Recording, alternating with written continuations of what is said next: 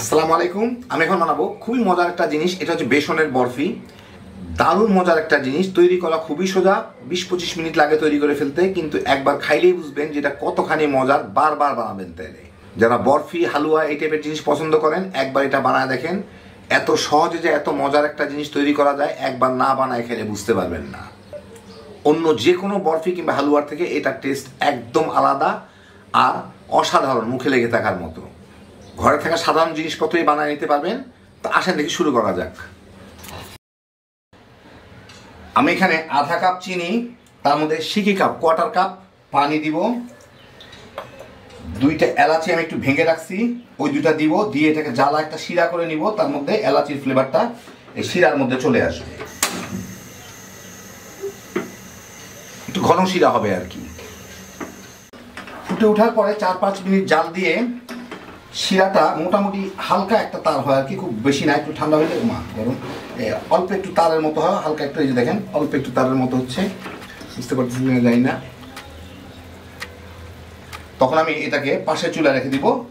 গরম না, ঠান্ডাই রাখবো, কারণ এটা গরম ঠান্ডা হইতে হইতে আমার বাকি রান্নাটুকু শেষ হয়ে যাবে। আমি এখানে 1/3 কাপ, 1 কাপে 3 ভাগের ঘি গলায় নিছি। এর মধ্যে 1 কাপ বেসন দিয়ে আমি এটাকে আমার ভেজে নিতে হবে। বেসনটাকে ভালো মতো ভেজে নিতে হবে। তো আমি এখন এটাকে মাঝারি আঁচে ভাজবো, নাইলে পুড়ে যাবে। বরঞ্চ একটা স্প্যাচুলা দিয়ে করি, এতে সুবিধা হবে। এখন বেসনগুলো একটু দলা দলা থাকবে, একটু ভাজা হইলে এটা পানি পানি হয়ে যাওয়ার কথা। এখন যেরকম গুঁড়া গুঁড়া থাকতেছে ওরকম থাকবে না আর কি। 4-5 মিনিট ভাজার পরে জিনিসটা এইরকম হয়। এখন এরকম না, এখন গুঁড়া গুঁড়া আছে। একটু পরে এটা একটু প্যাচ প্যাচে হয়ে যাবে, তেলটা ছেড়ে দিবে, ঘিটা ছেড়ে দিবে, তখনই বুঝবে এটা হয়ে গেছে। কিন্তু লোর দিকেই ভাজতে হবে, লো আছে, যাতে এটা পুড়ে না যায়। একটু হালকা বাদামি হবে, এর থেকে একটু বাদামি হবে, কিন্তু খুব বেশি যাতে পুড়ে না যায়। তো এই জন্য এরকম করে ভেজে নিব যতক্ষণ পর্যন্ত প্যাচ প্যাচে না হয়ে যায় এটা আর কি। আরও 6-7 মিনিট পরে, মানে মোট প্রায় 12 মিনিটের মতো, 10-12 মিনিট ভাজার পরে এই যে দেখেন, এটা দেখলেই বোঝা যাবে আমি ঘি কম দিছি দেখে। এটা একদম তেল ছেড়ে দিচ্ছে প্রায়। আর এটাকে পোড়ায় লাভ নাই, কারণ পোড়াইলে কিন্তু এটা আরো খারাপ অবস্থা দাঁড়াবে, আর একটু পরে আরো পুড়ে যাবে। যখন দেখবেন যে একসাথে হয়ে গেছে, পানি পানি দেখা যাচ্ছে একটু, এর মধ্যে দেখতে পাচ্ছেন যে ঘিগুলা ছেড়ে দিছে। এখন এর মধ্যে আমি এই শিরাটা দিয়ে দিব। শিরা থেকে আমি যে ইয়েগুলা দিচ্ছিলাম ওগুলো উঠায় রাখছি, কিন্তু যে এলাচি দিচ্ছিলাম ওটা ফেলে দিচ্ছি। শিরাটা ঢেলে এটা এখন ভালো করে মিশায় একটু জাল দিয়ে নিতে হবে, ঘি ছেড়ে দেওয়া পর্যন্ত, মানে তেল ছেড়ে দেওয়া পর্যন্ত। খুব বেশি সময় লাগবে না, জাল কিন্তু বাড়ানো যাবে না, কম জালেই, কারণ নাইলে পুড়ে যাবে, পুড়ে এটা কালো হয়ে যাবে আর শক্ত হয়ে যাবে। পরে ভালো করে মিশাই দিতে হবে এর সাথে। আমি মিডিয়াম আর লোর মাঝামাঝি রাখছিলাম কিন্তু জালটাকে।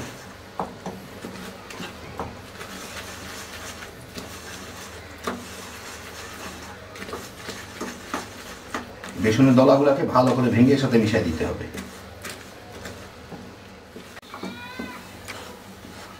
একদম লো আছে, লো থেকে একটু উপরে 3-4 মিনিট জাল দেওয়ার পরে দেখেন তলা টলা থেকে ছুটে চলে আসতেছে।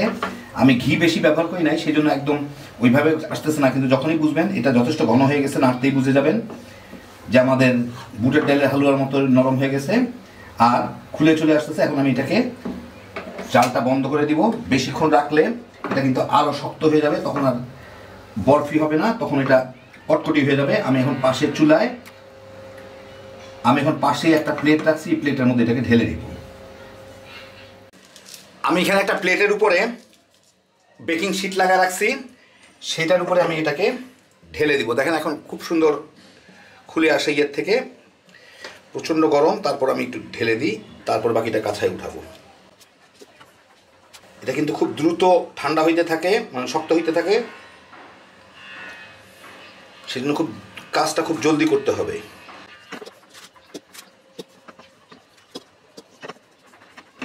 চেঁচে ফুচে সব নিয়ে নিলাম।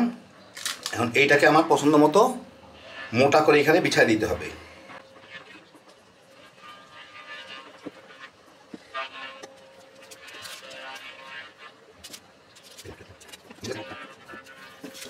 এখন এই কাগজটা মুড়ে আমি এটাকে একটা চারকোনা শেপ দিয়ে নিই।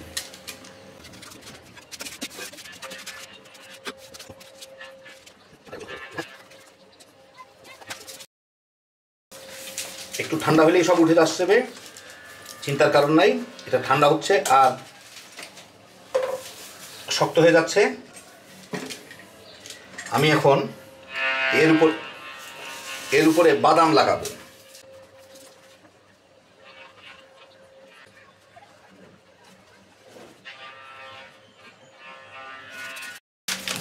এখন আরেকটা কাগজ দিয়ে আমি এটাকে একটু সমান করে নিই।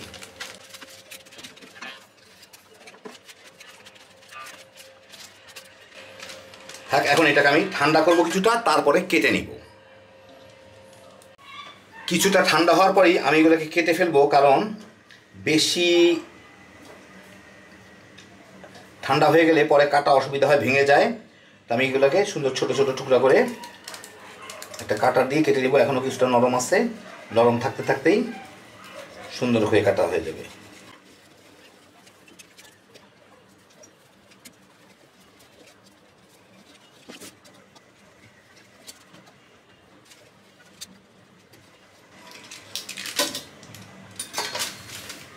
উঁচা নিচা হয়ে গেল, আমি আবার এইটা দিয়ে চাপ দিয়ে এটাকে সোজা করে দিব। এখন পুরো ঠান্ডা হইলে আমি আপনাদের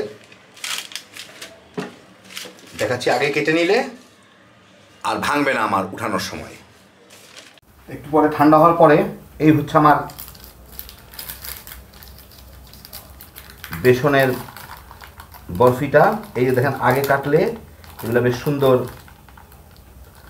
খুলে আসে সহজেই। এখন আমি এগুলোকে নিয়ে একটা প্লেটের উপরে উঠায় নেব।